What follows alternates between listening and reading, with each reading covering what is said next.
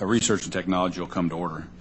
Good morning. Welcome to today's hearing entitled Policies to Spur Innovative Medical Breakthroughs from Laboratories to Patients. I recognize myself for 5 minutes for an opening statement.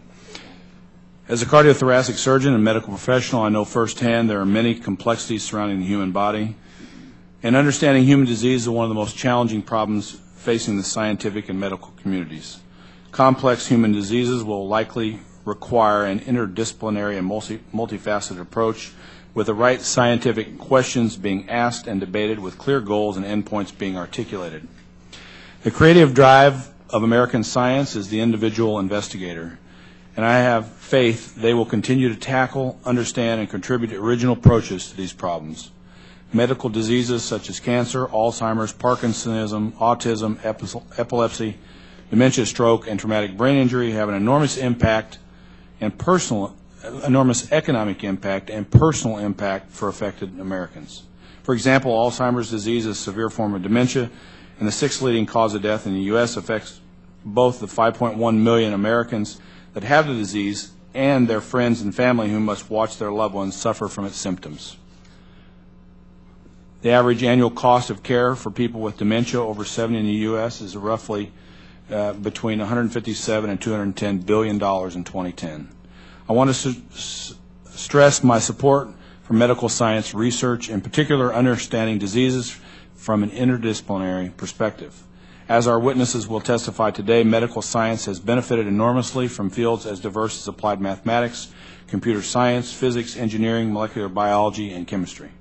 More importantly, basic science research results from NSF-funded research will be the future experimental tools for hypothesis-based, data-driven research for brain science researchers. I also see this as an important opportunity for continuing interdisciplinary work between the various federal science agencies, including NSF, NIST, and NIH, and I hope to see more collaboration and productive research opportunities. At the same time, I'm interested in how private sector research can complement ongoing federal R&D investment, and what public policies may spur more innovation and investment for medical breakthroughs. Companies must carefully balance short-term and long-term interests of the company and their shareholders. Private sector research efforts use the results of basic science research in the physical, mathematical, and engineering sciences. For example, advances in computing have led to the development of software with the goal of helping medical scientists make sense of cancer genomes. Watson, an advanced computer that was developed by IBM, is being enlisted not only to identify mutations from a patient's tumor biopsy in order to help understand how these mutations cause cancer, but also to produce a list of drugs that could potentially treat the cancer. All of this can potentially be done in minutes, and I had a demonstration of Watson in my office that was fascinating. Our witnesses today reflect the wide spectrum of research in the biomedical sciences, and each has been recognized in their respective fields. I'd like to thank the witnesses for their being here today and taking time to offer their perspectives on this important topic. I hope you will continue to work with us to maximize federal funding of biomedical research. I'd also like to thank the ranking member, Mr. Lipinski, and everyone else participating in today's hearing. At this point, now I recognize the ranking member, the gentleman from Illinois, Mr. Lipinski, for his opening statement. Thank you, Chairman Ruchan, for holding this hearing on policies to spur medical breakthroughs, something we all certainly want to do what we can here to make it as likely as possible to get to these medical breakthroughs and get them out to market and helping people. I want to thank all of our witnesses for being here today. I look forward to your testimony.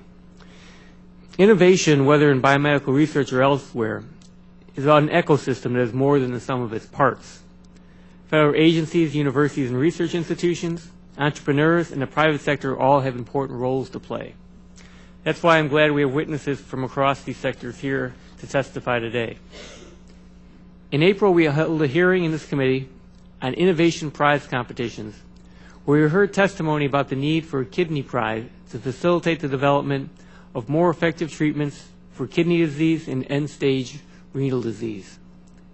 Innovation prizes, as well as other forms of pre-commercial support, such as proof of concept funding, in programs like NSF's Innovation Corps, which recently announced a collaboration with NIH, could hold great promise for future biomedical breakthroughs. I hope their panel could comment on these and other potential mechanisms for supporting technology transfer from the lab to the marketplace. And of course, it bears repeating that our ability to innovate will be greatly limited without growing investments in the basic research that generates these technologies. The emerging field of engineering biology has grown out of the decades-old field of genetic engineering.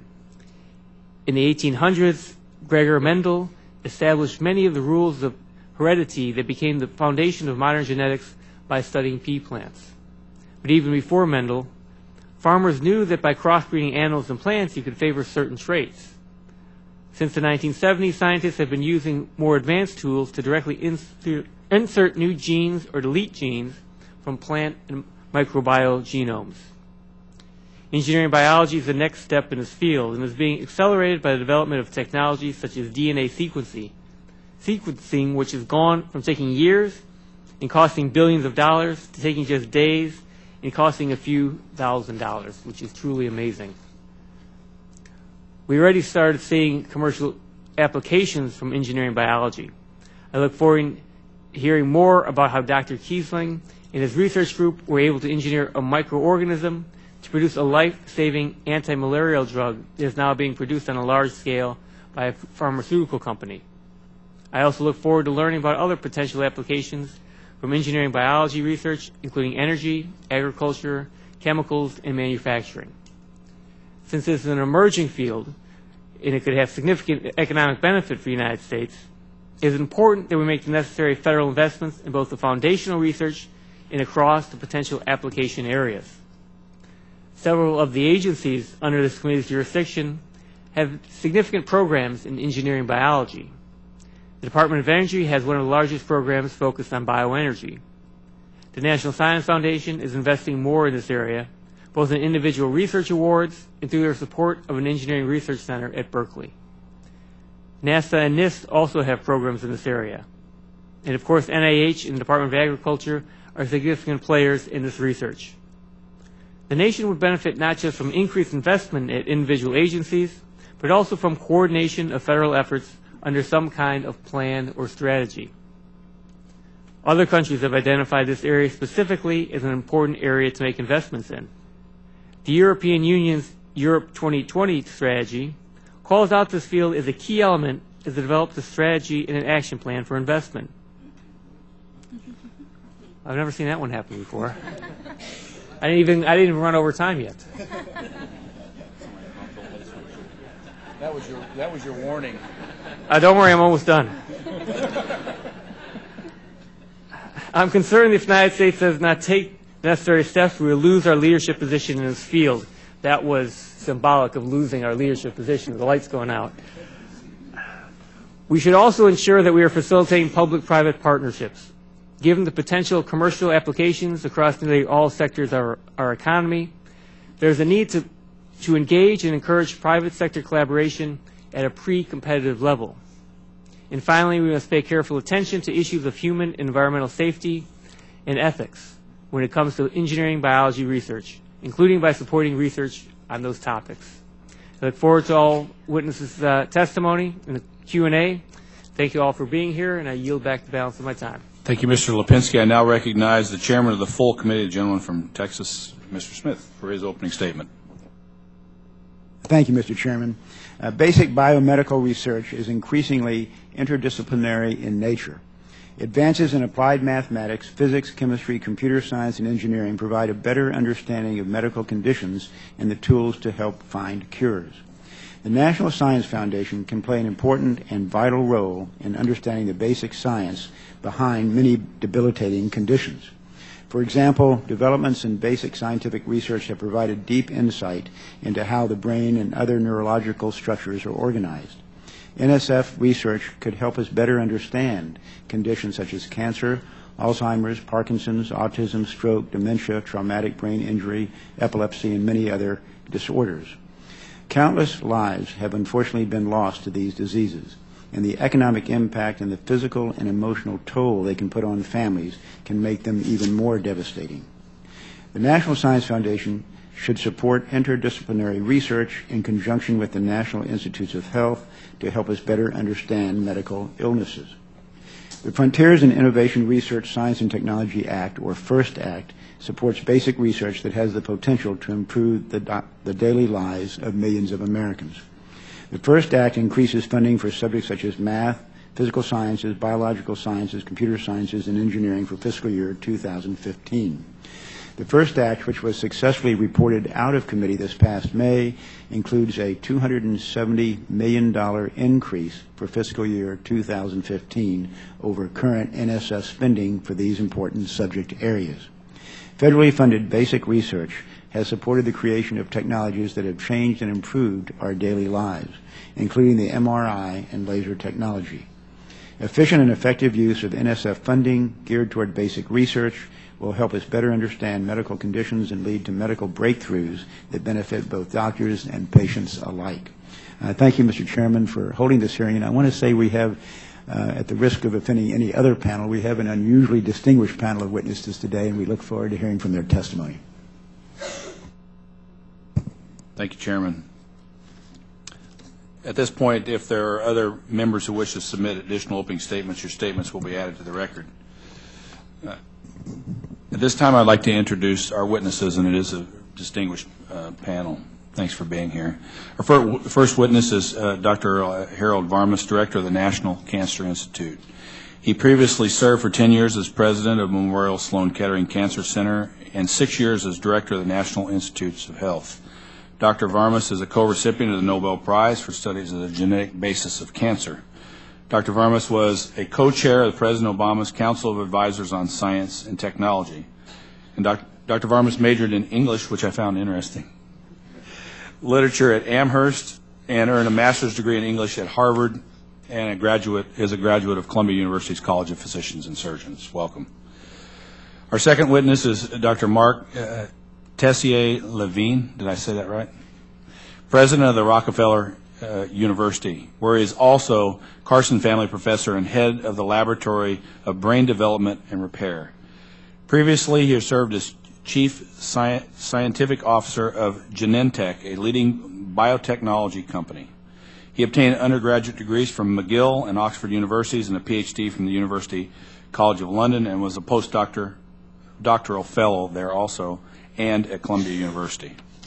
Prior to joining Genentech, he held faculty positions at the University of California, San Francisco, and at Stanford, where he was the Susan B. Ford Professor and investigator with the Howard Hughes Medical Institute.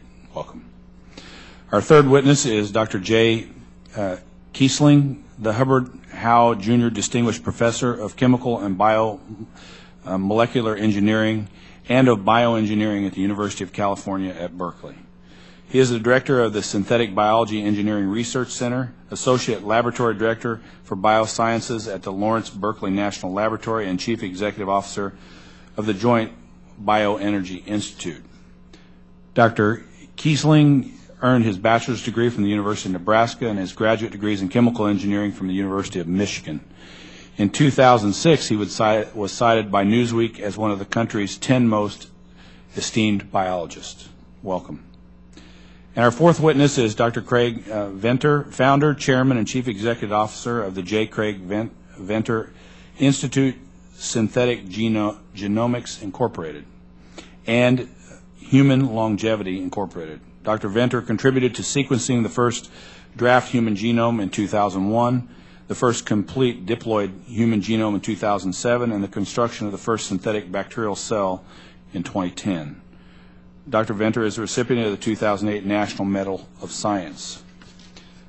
Dr. Venter earned both a bachelor's degree in biochemistry and a PhD in physiology and pharmacology from the University of California at San Diego. Thank you for being here. And again, thanks to all our witnesses. It's a very impressive panel, and I think this is going to be a great hearing. As our witnesses should know, spoken testimony is limited to 5 minutes, after which the members of the committee will have 5 minutes each to ask questions. I now recognize Dr. Varmus for 5 minutes to present his oral testimony. Chairman Bouchard and Chairman Smith, Mr. Lipinski and other committee members, thank you for your strong, supportive opening statements and for holding this important hearing about the state of the American scientific enterprise. This is a pivotal moment. On the one hand, our investments in science and technology continue to lead the world. Our discoveries and applications of knowledge have enriched the country, improved the world, and expanded opportunities for yet further discovery and application. But in recent years, we've been fiscally constrained. The place I work, the NIH, has lost 25% of its buying power over the last decade. We are able to support fewer than 1 in 7 of our grant applications. In the meantime, other countries have quickened their pace of investment. Under these circumstances, the nation needs to determine how the parts of the enterprise can most effectively work together, and I take that to be the ultimate goal of this hearing. But that isn't easy. The scientific landscape is complex, with at least 4 dimensions. First, many defined disciplines, which often intersect. Second, a spectrum of activities from free-ranging fundamental research to more programmatic or pragmatic efforts to use basic knowledge. Third, a variety of funding sources, including many government agencies, small and large companies, academic institutions, and private philanthropies. And fourth, several kinds of mechanisms to support research from each of our sources.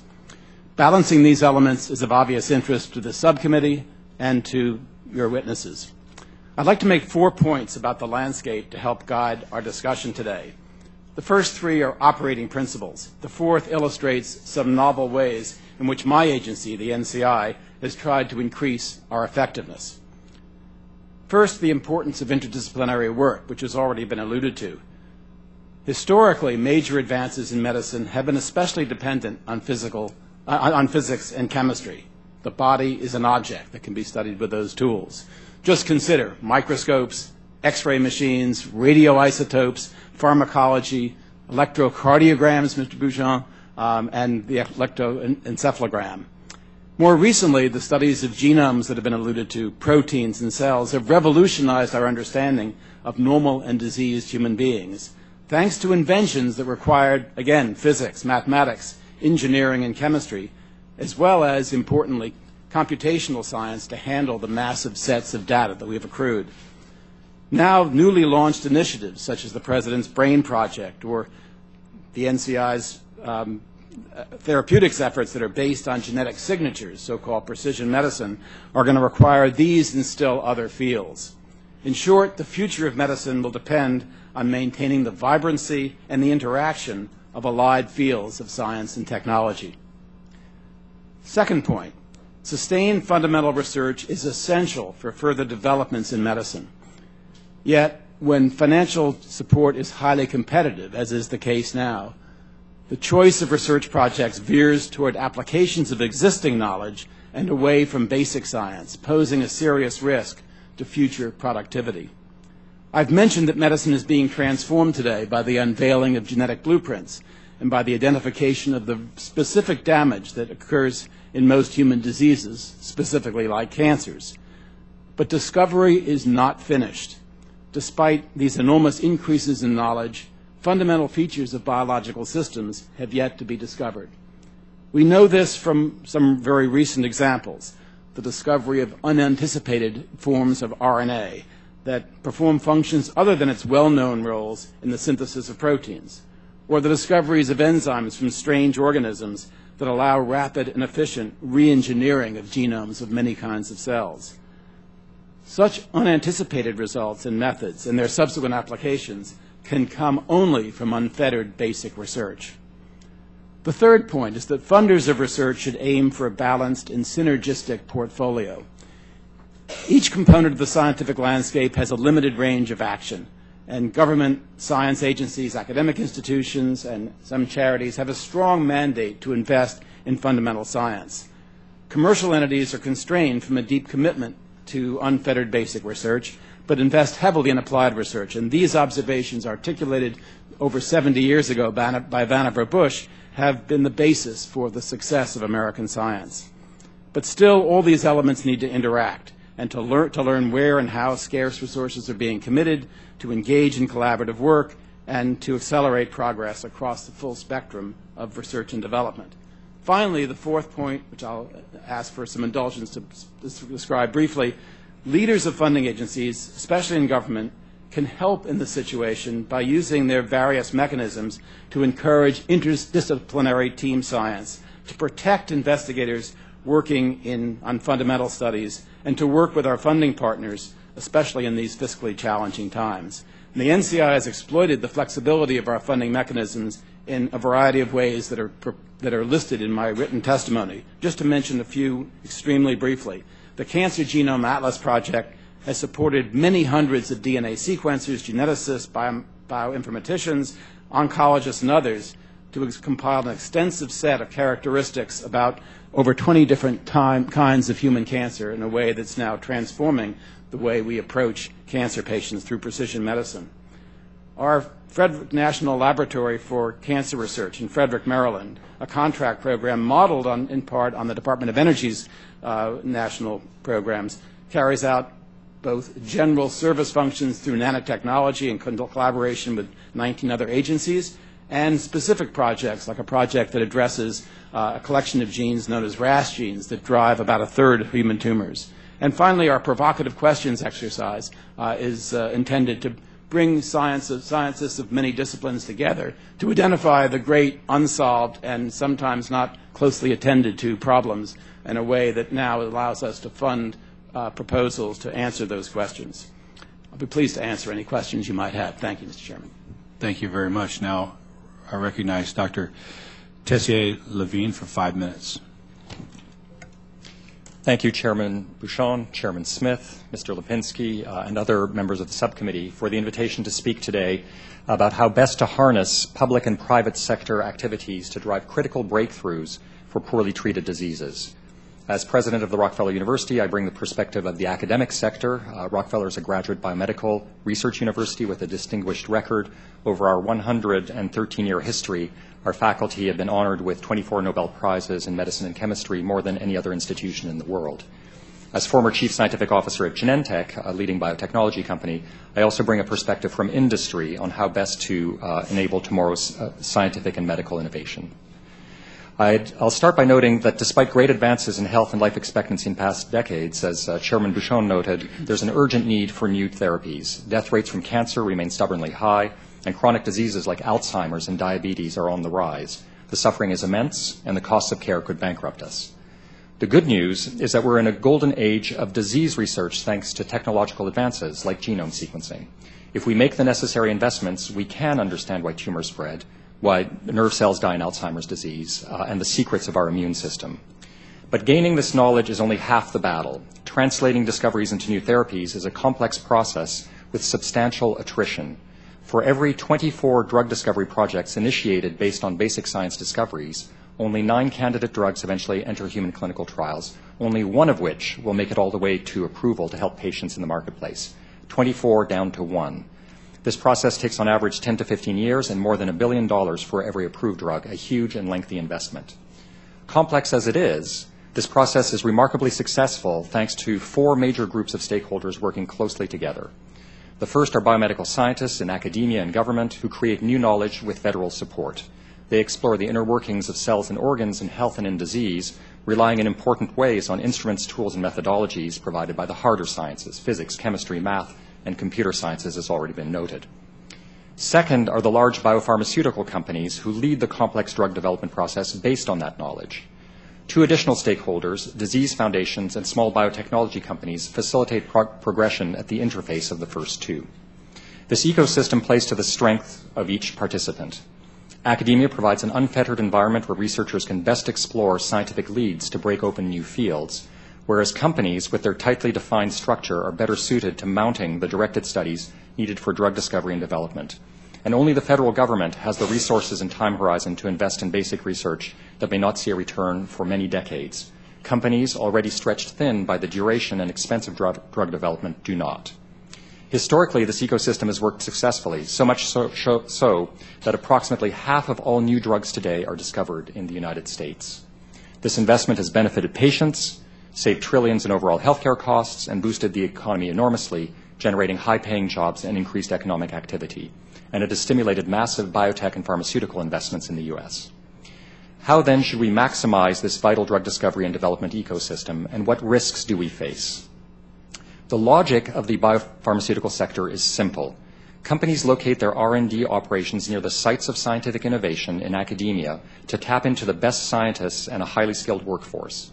And companies will make significant, even multi-billion-dollar investments in breakthrough therapies on two conditions: if basic scientists provide sufficient understanding of disease processes to justify the bets, and if they see a path to getting an adequate return on their investment. The government's role in supporting a vibrant basic research sector is therefore essential to understanding poorly treated diseases. If the academic sector generates the knowledge, the private sector will then rush in to apply it. And programs like the NIH-sponsored BRAIN Initiative and its Accelerating Medicines partnership with industry can help focus on areas of high unmet medical need like psychiatric disease and facilitate translation of discoveries into drugs. Conversely, reductions in federal support for science over the past decade have weakened our ecosystem, with promising young investigators turning away from the field to pursue more stable careers and scientists relocating to countries where research funding is less challenging. If this trend continues, we'll see industry relocate to emerging sites of innovation abroad. Countries in Asia like China and South Korea, as well as in Europe, are investing to become new epicenters of biomedicine, and they're succeeding. Beyond supporting the research sector, government must also continue to address important structural issues to ensure our country is attractive to private sector investment. Key requirements include sufficient protections of intellectual property, tax policies that favor R&D investments, and support of STEM education to provide a highly trained workforce. In conclusion, we now find ourselves at a time of huge medical need, but also enormous scientific and economic opportunity. To retain its preeminence in this golden age of biomedicine, the United States must pursue the necessary investments and structural policies. Thank you for your attention. Thank you very much. I now recognize Dr. Kiesling for 5 minutes to present his testimony. Chairman Bucshon and distinguished members of the committee, I thank you for the opportunity to testify at this important hearing and for your strong and sustained support for science and technology. Today I'd like to begin to tell a story of how we engineered a microbial production process for a much-needed drug to combat a deadly disease that affects millions of children around the world, and how repurposing that same process allows us to meet needs not only for health but also for energy and the environment. There are approximately 250 million cases of malaria every year, causing nearly 1 million deaths annually. Most of the victims are children under the age of 5. A child dies of malaria every minute. Conventional quinine-based drugs are no longer effective, while plant-derived artemisinin combination therapies are highly successful. For many malaria victims, they are simply too expensive. To bring down the cost of the therapy and stabilize the supply, we engineered a microbe, a yeast, to produce a precursor chemical to the drug. To do this, we transferred genes responsible for making the drug from the plant to a microorganism. The process of producing artemisinin is akin to brewing beer. Rather than spitting out ethanol, the microbes spit out artemisinin. The microbe consumes that sugar and produces the drug from that sugar. We licensed this microbial production process to Sanofi Aventis, who has scaled the process to industrial levels. This year, Sanofi Aventis produced 70 million doses of artemisinin and is on track to produce 100 to 150 million every year for the next few years, roughly half the world's needs. We predict that the drug produced by this process could save a large fraction of the annual 1 million children that die of malaria.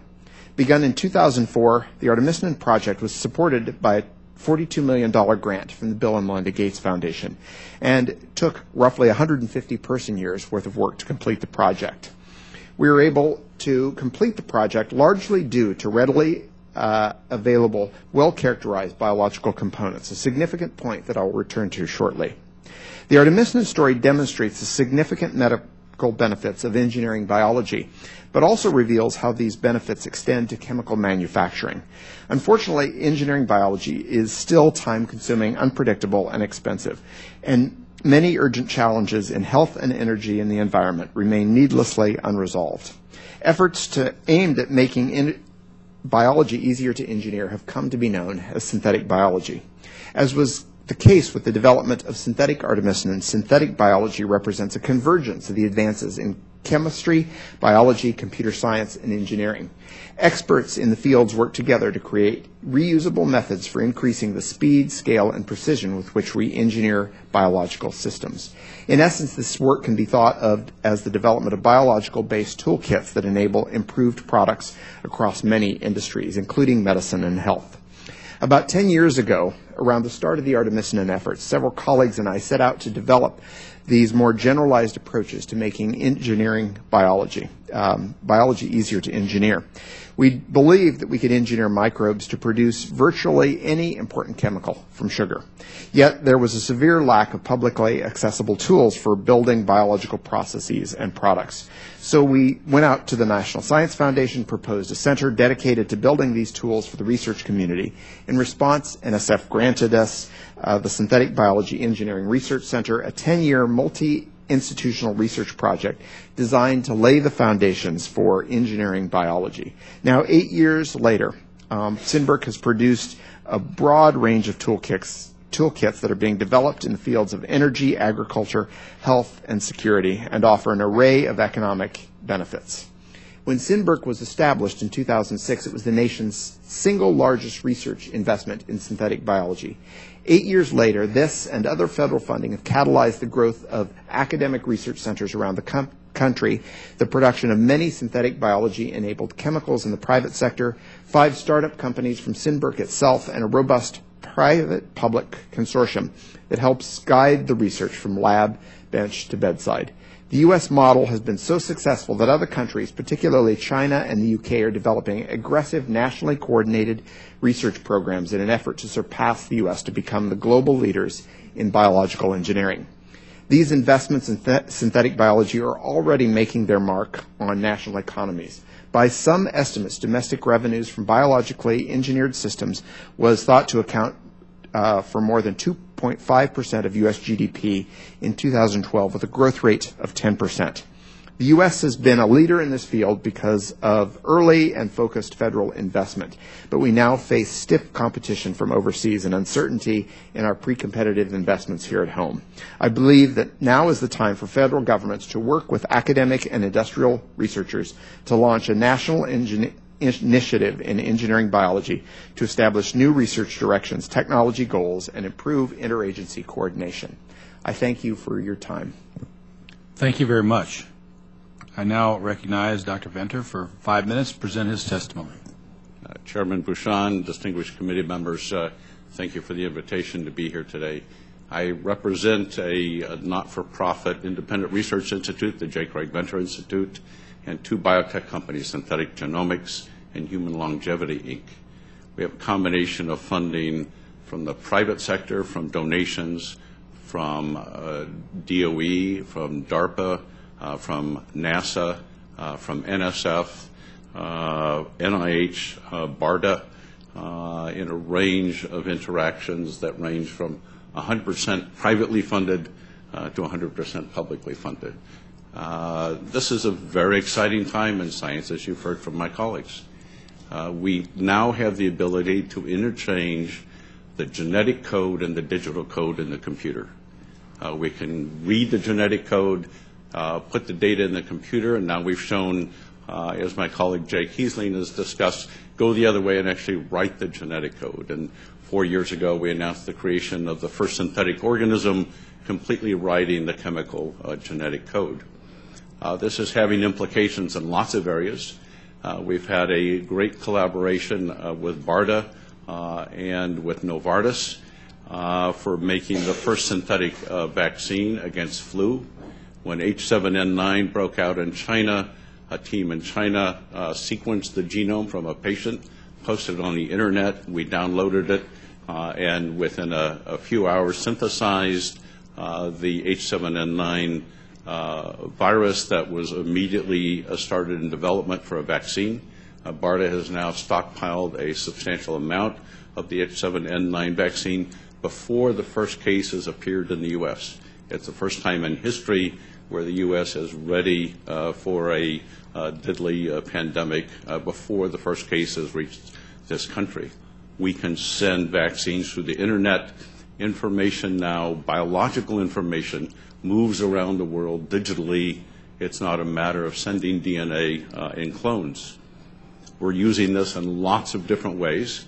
We recently announced at Synthetic Genomics a collaboration with United Therapeutics to re-engineer the pig genome, humanizing the pig genome to allow organ transplantation of hearts, kidneys, and lungs into humans to meet a huge medical need of lack of organ transplants. This comes from all these new tools for writing and editing the genome. You've heard from Jay Kiesling how this can be done to create chemicals.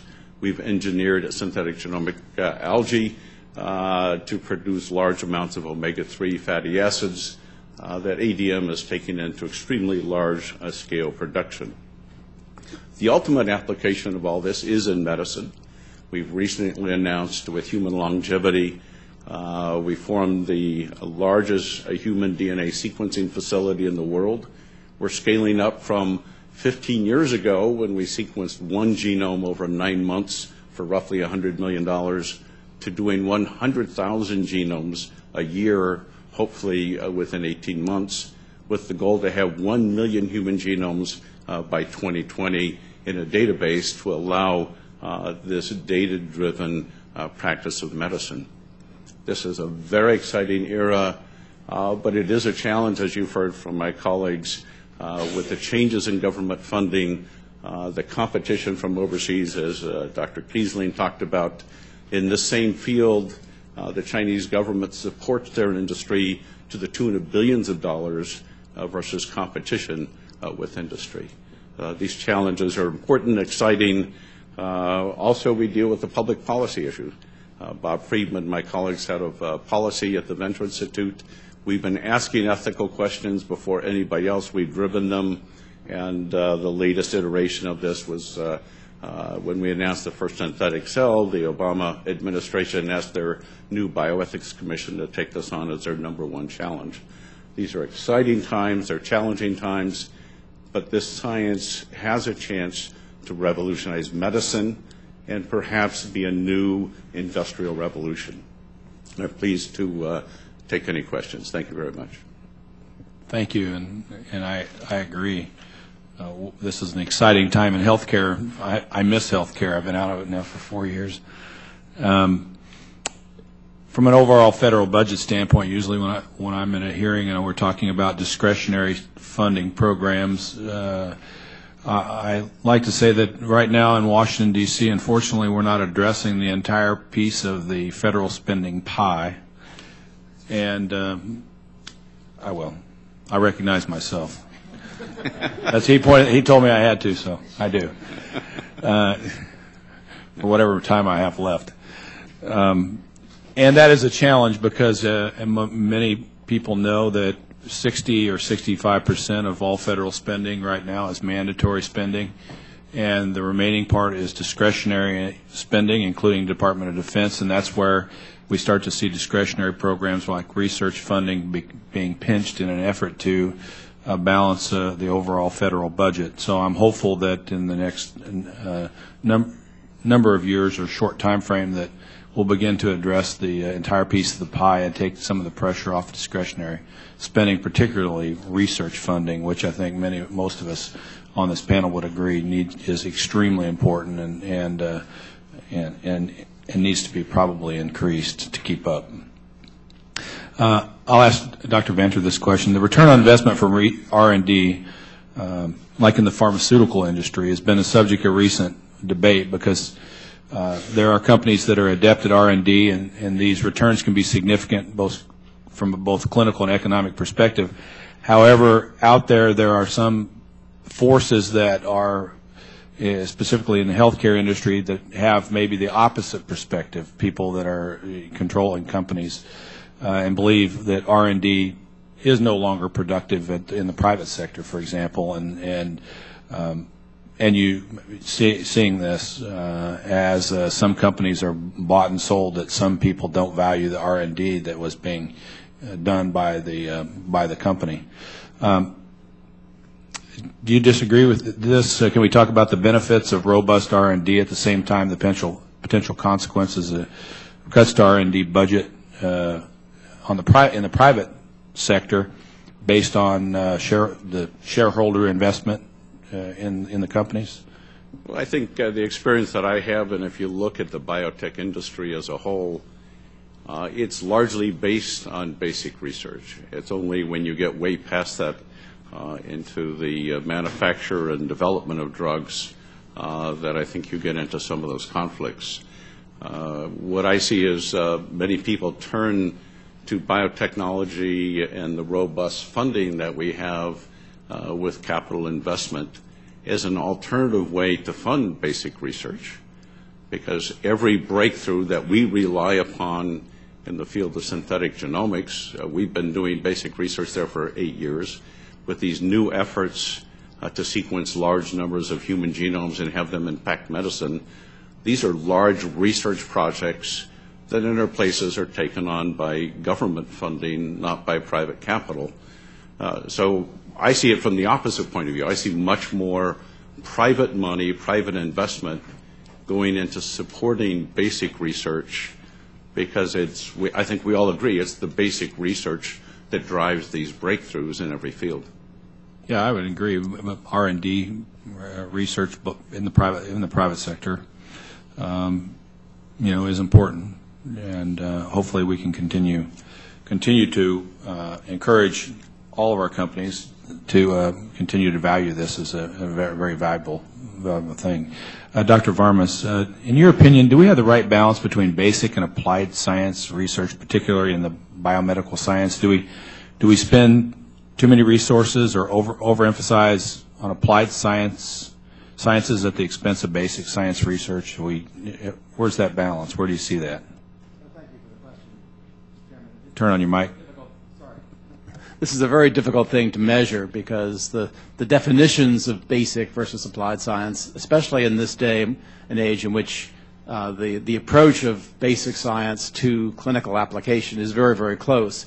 I would argue, based on my observations, it's hard to document numerically, that there is, in this moment of difficulty in obtaining funds for research, a tendency to think more about how the research that's being done, even in government-supported labs, can be applied to the very real problems of human disease, and that this creates a situation in which scientists think their chances of being funded are augmented, and they may well be, by making specific claims for how the work they do will be applied in the short run. We've tried to diffuse that somewhat recently at the National Cancer Institute by announcing a new award, a 7-year Outstanding Investigator Award that provides stable funding for at least 50% of an investigator's work. So they're more willing to take risky approaches to science, to say, this is an important question, I don't know where it's going to come out, it may or may not be useful. That's an element that we need to protect, and we're making an effort to do that. I'd say one more thing about the previous question you asked about research in companies, and I agree with Craig that the major companies do recognize the importance of research. In my observation of the last few years, large companies and small are more willing to come to the NIH to work with us, we doing more of the more basic work, they bringing in a more applied approach. We see this in the design of our clinical trials, which are increasingly becoming dependent on genetic analysis of tumors, targeted therapies being provided for test by the companies eager to collaborate with us either through the NIH Foundation or through work that we do at the NCI. Thank you very much. I now recognize Mr. Lipinski for his questions. Thank you, Mr. Chairman. I want to start with Dr. Kiesling, and I just want to say Dr. Kiesling is, so I remember how many years ago, 5 or 6 years ago, that came out to J-Bay, specifically at that time, I think mostly to look at the bioenergy work that was going on there. But I wanted to ask you about technology transfer. You successfully co-founded a company, Amyris, to bring your discovery to the marketplace. So I'd like you to talk about the challenges that you have faced trying to launch your company or otherwise transfer your discoveries into commercial applications, and then talk about what role do you see the federal government can play in helping transfer academic research into the marketplace, and touch on at what stages should the federal government be involved in what's the best way for the federal government to be involved? Right. So I'll start answering that kind of the last part first, and that is that the work that went into the anti-malarial drug was based on basic science that we did that was funded through the National Science Foundation to try to understand how microbes produce cholesterol-like molecules and how plants produce molecules that are flavors and fragrances. And we then took that science and engineered a microbe and happened to learn about this anti-malarial drug. And that attracted funding from the Bill and Melinda Gates Foundation that allowed us to both develop this microbe but also build Amyris, a company that makes no profit, and neither does Sanofi Aventis, on this anti-malarial drug. In fact, they gave the technology away. It's being used free, and so did the University of California, which has title to the patents. What Amyris was able to do is take that same microbe that produces the anti-malarial drug and swap out a few genes, put in a few others, and produces a diesel fuel that's now running in buses in Sao Paulo and Rio. In fact, they've clocked about 5 million miles on that diesel and is now a molecule that's in flavors and fragrances and cosmetics. In fact, you can buy cosmetics from these yeast-produced molecules.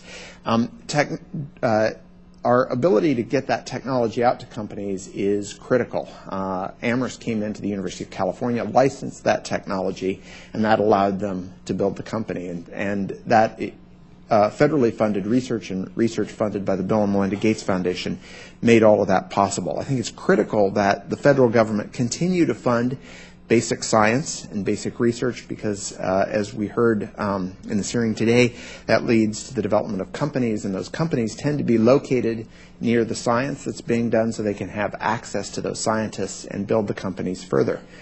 Amyris now has about 400 employees, about 500 actually, in the U.S. And in Brazil that are working on producing more molecules like this that will make the U.S. competitive.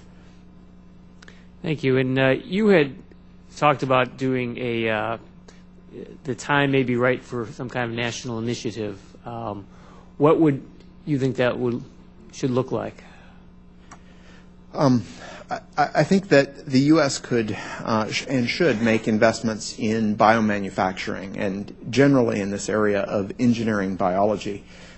We have been the leader since the discoveries of genetic engineering in the early 70s. But that leadership is being challenged by China and many other countries. And they're building on a lot of the discoveries here and the fact that we don't have a federally coordinated effort.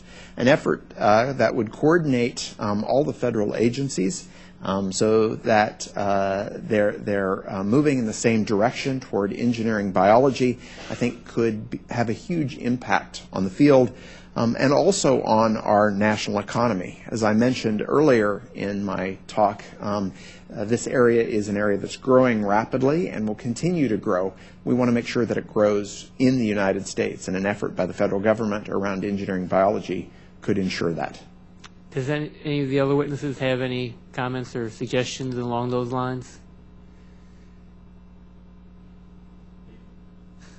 Just sort of reinforce the last point that the basic science discoveries and their commercialization leads to not just to great outcomes like the generation of these molecules or new medicines, it also creates real economic activity locally as the industry will locate next to the sites of innovation. Thank you. And Dr. Barmas or Dr. Venter, any?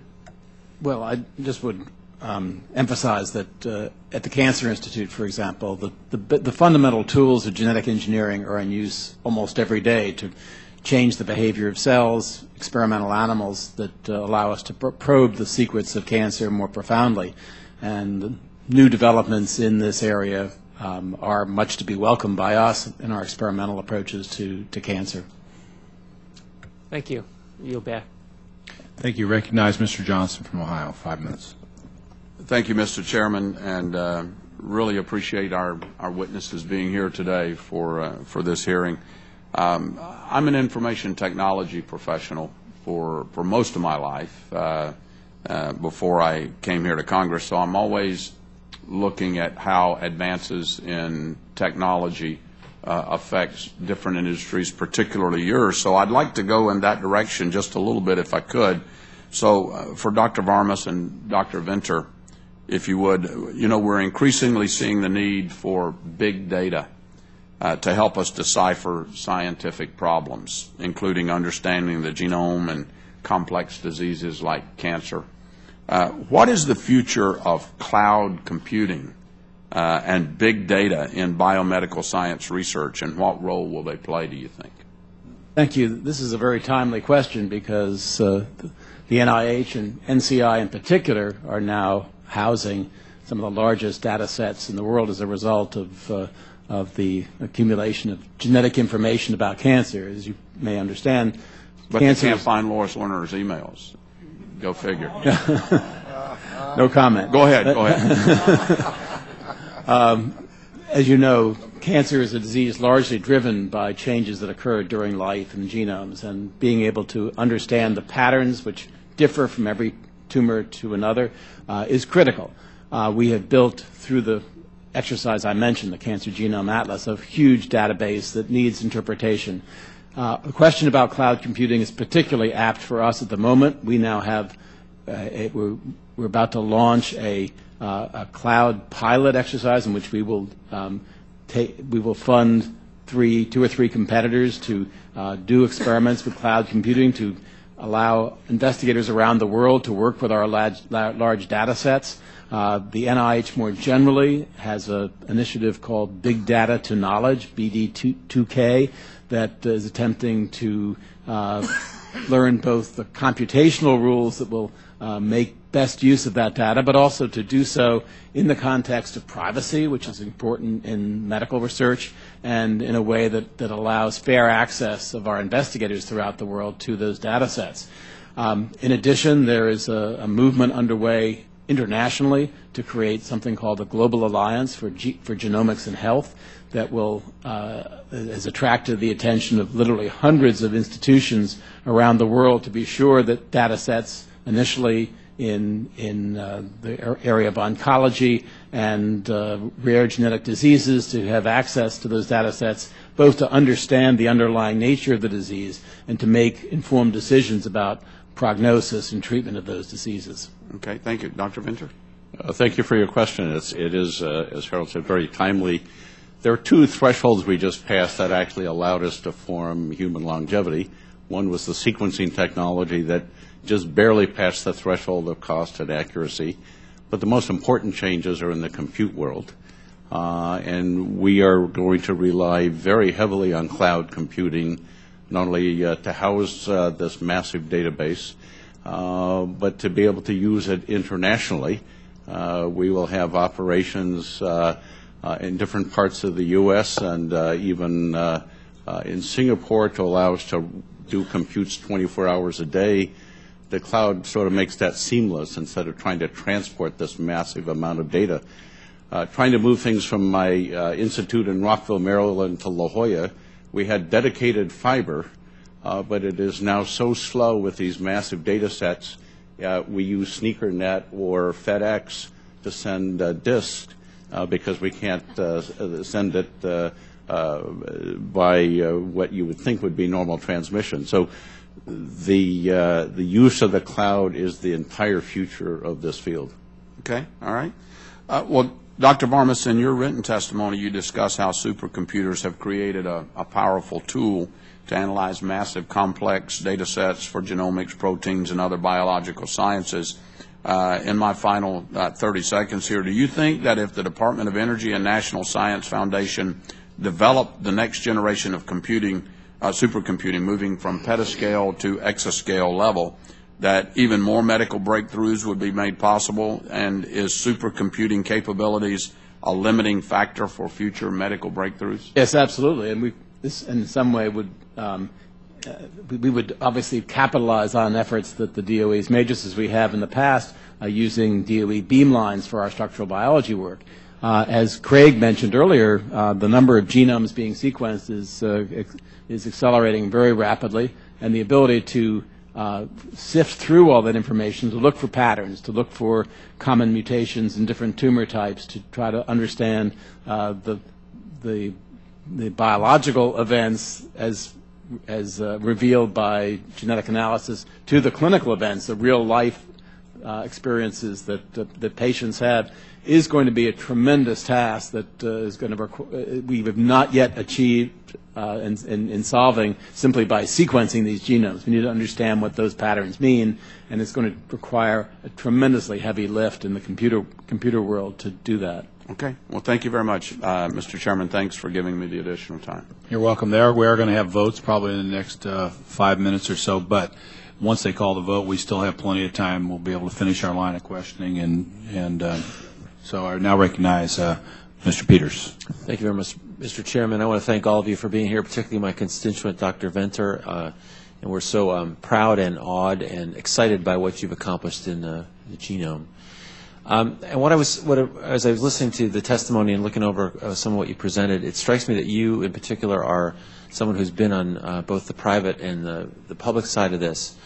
And we've been talking for the last year. The model that we followed here with NIH is that we provide a lot of funding, and much of it is competed, so that you have scientists who file these applications for grants. It's very competitive. It's peer-reviewed, and that's been the basis of a lot of our science. And what I'm inferring from this discussion is that now there's more of a private sector kind of involvement. It's not the same model. So how should I, as a policymaker, be thinking about this? And is the old model, the model that's kind of been our playbook and so successful, is that still the same, or has that changed? Well, thank you for the question. It's a very important one. You can add to the repertoire. I also spent 10 years in government at the NIH, right, so right. I think I've been institutionalized many times. I think the challenge and the risk I see with government funding, aside from, as Harold said, the decreased buying power of it, is the increased risk aversion of that funding. And I'm pleased to hear what he says about the 7-year grants. I think that's a step in the right direction. Finding a way to set aside a certain percentage of NIH funding to mandate risk is a challenge. Right. And I can tell the story about it with a previous NIH director. They started this new award for high-risk research. And I was on the committee with other successful researchers, and the top 10 people we listed for this award were rejected because they were too risky. Too risky, right, yeah. So the challenge is, how do you legislate risk-taking when it's sort of not built into the fabric of the people in the government? But somehow we have to take greater risk with this funding to get more value for that funding. Did that used to happen on the natural because there was more funding? I mean, one of the things I've heard is that because of the reduced buying power, the reduced investment, effectively, only the safe stuff's getting done. That if there were more funding, it's alleged that risky stuff would happen as part of the mix. Well, there was more funding per capita. There were almost an order of magnitude less scientists when I started in my career. And the funding from the Cancer Institute, there was much more on the reputation of the investigator versus the sort of negotiated contract of the next stage of the research. And it sort of had to go that way, I think, because of fewer dollars per the number of researchers. So, I don't have a magic solution for it, but we need to change something. I don't have a magic solution, but I'd like to comment briefly on the question, which is, of course, is a very important one. I don't think the model is essentially changed. I think it's important to remember that while much of our research is conducted through grants that are given to competing extramural investigators, we also have other ways of doing research. For example, through an intramural program where there's a lot more stability and a chance to encourage risk-taking. And we also, within the NCI, have the privilege of having a contract laboratory, the Frederick National Lab for Cancer Research out in Frederick, Maryland, where we can undertake projects that are extremely risky, like the new RAS initiative that I mentioned briefly in my testimony. The question of how we get both investigators and reviewers to take risks is a tricky one, because everyone recognizes there's a limited pot of money, and when you have a good proposal that seems very likely to yield tangible results, everybody's focus tends to be on funding those first. And we have had to create programs like our Outstanding Investigator Award, like the so-called Pioneer and other innovation awards that are now awarded throughout the NIH to try to encourage risk. But it's not the NIH, it's the whole community that is seized with this anxiety about how to undertake funding that is most productive. Doctor? If I may just comment briefly also on the question. We together have 15 seconds. Go ahead. The private sector is increasingly trying to tap into the discoveries in the basic science community, but they're not generating the knowledge, nor will they. Oh, I get so there isn't a change in that sense. There's still nothing can substitute for the federal support of basic research. Well, thank you, Mr. Chairman. I appreciate the hearing. I yield back. Again, they've called votes, but for the first vote, we probably have 25 minutes to get there to vote. So we're going to continue on with recognizing Mr. Holmgren for 5 minutes. Thank you, Chairman. Thank you all for being here. This is a very important hearing. It's been one of my primary goals on the committee to make sure that our laboratory system is set up really to provide the best bang for the buck and to better work in our national interests. I just want to thank you for your work and for your testimony here today. With the great innovation ecosystem in Illinois, I have seen how labs provide a valuable resource to industry to do work in facilities that no individual company could build. The federal government does have a role in this space. User facilities such as the Advanced Photon Source at Argonne have provided companies such as AbbVie with unique research capability to make groundbreaking discoveries. What would normally take a company weeks on their own can be done in days, with samples spending more time in overnight deliveries than on the lab bench. My scientists at Fermi have also done key research in the accelerator technology necessary to finish the LINAC coherent light source upgrade at SLAC. Yesterday, I introduced a bill to help modernize the national labs with my good friend, Mr. Kilmer from Washington, along with Chairman Smith and other members from the committee. We're looking to make sure that these facilities are open to partner with industry when it makes sense, ensuring that discoveries are not stuck in the lab. Dr. Tessier-Levine, how are the goals of pharmaceutical R&D different from federally funded research projects? And I wondered if you can explain, but also how can the federal government help to better accelerate innovation in this field? Well, thank you. The goals, in a sense, are complementary. They're not different, but it's really a staged process where the fundamental insights into what goes wrong in disease, whether it's asthma or Alzheimer's disease or various cancers, are generated for the most part in the academic sector. The companies really come in when the discoveries are breaking, when insights are starting to coalesce, and they sift through them to try to find the most promising ones, and then deploy their horsepower, which is really focused around taking those insights, taking molecular targets, which they believe will be good targets against which to make drugs, and then start to make the drugs. That long odyssey of drug making takes on average 13 years, over $1 billion. They do that part of the work. So the research is complementary. It's not identical. There is some basic research, some fundamental research being done in the private sector, but very little compared to the academic sector, and vice versa. Some academic institutions will actually make drugs and take them through clinical trials. Those are the exceptions that prove the rule. And then at the interface, the small startup companies are very important in helping sift through the discoveries made in academia and move them towards the private sector, with the big companies then partnering with them as well, and disease foundations providing an assist. So it's really an ecosystem with those four components. How can we facilitate it?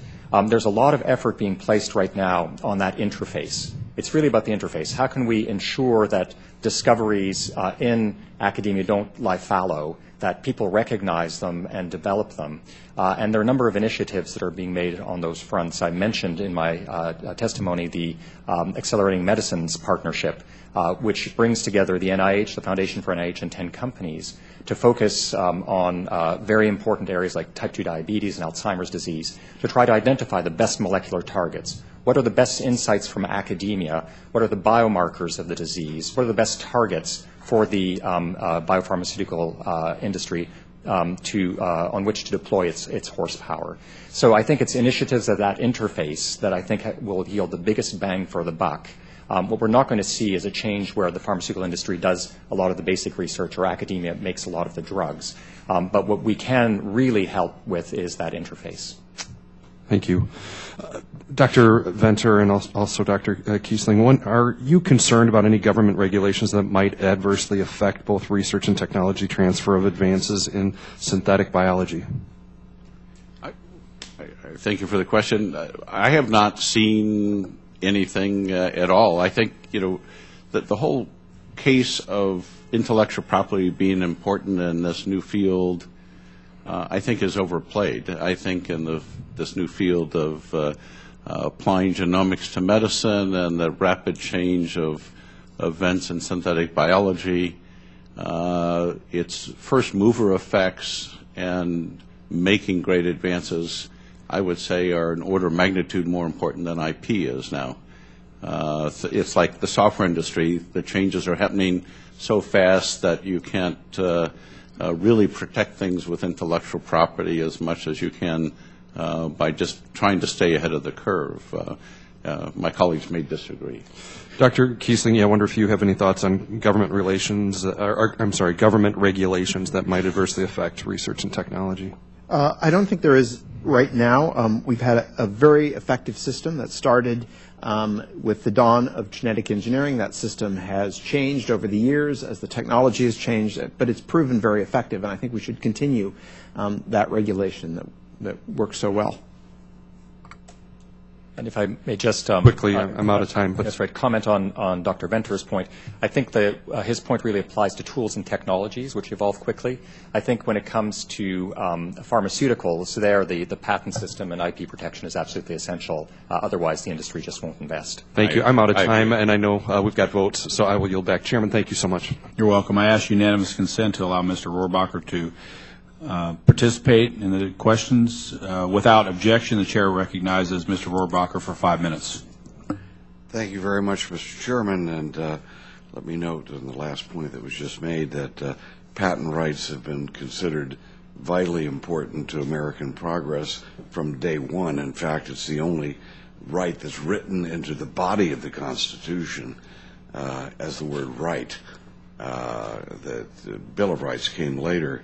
And the fact that we've had a diminishing of patent protection in our country is of great concern to me, as is the fact that we've had a medical device tax as a vehicle to try to provide some kind of funding mechanism. Seems to me to be showing that perhaps there isn't as much appreciation for technological advance in the higher circles that we should have. Also, let me just note that the FDA has recently approved Al Mann's 10-year quest to have an inhaler being used as a substitute for needles for diabetics and in the treatment of diabetes.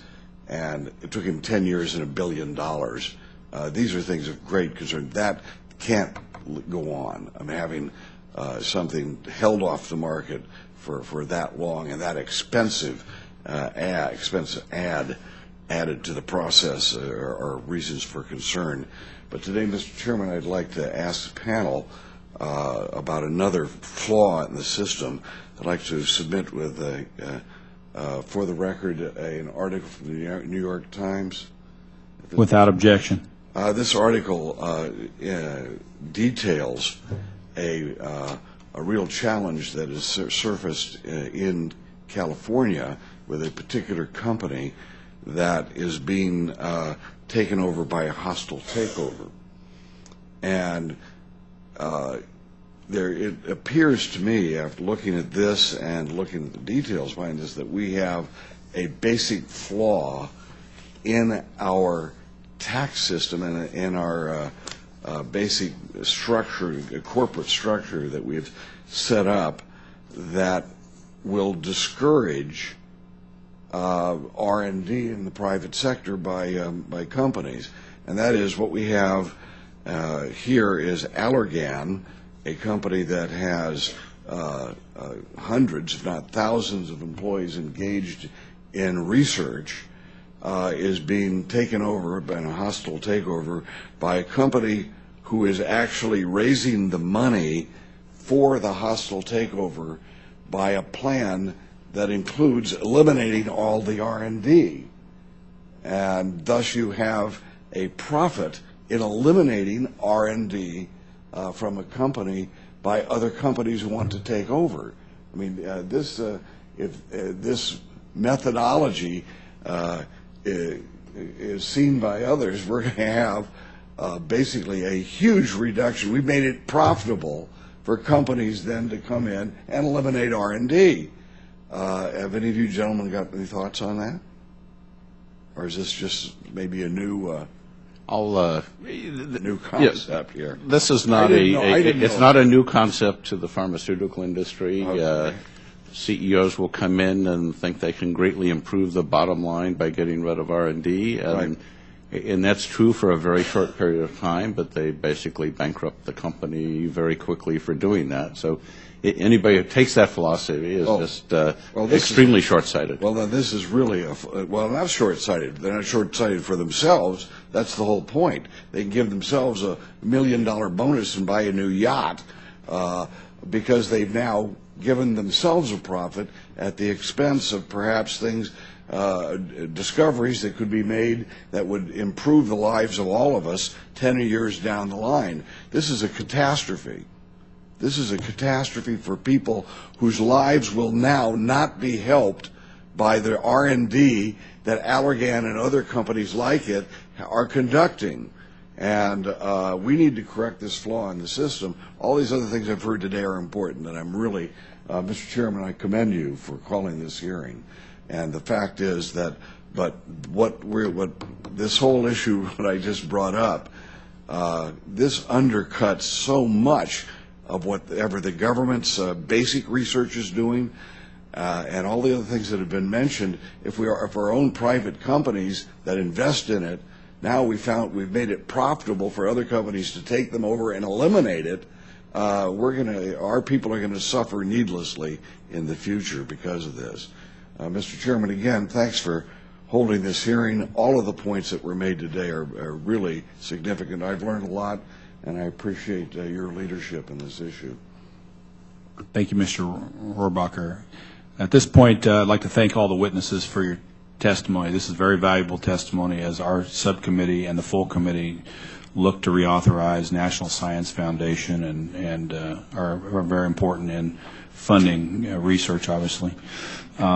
And the members, thank them for their questions. The record will remain open for 2 weeks. There may be some additional written questions sent to you that didn't get covered today from the members, and just please respond in as timely as you can. We appreciate your testimony. The witnesses are excused. The hearing is adjourned. Thank you.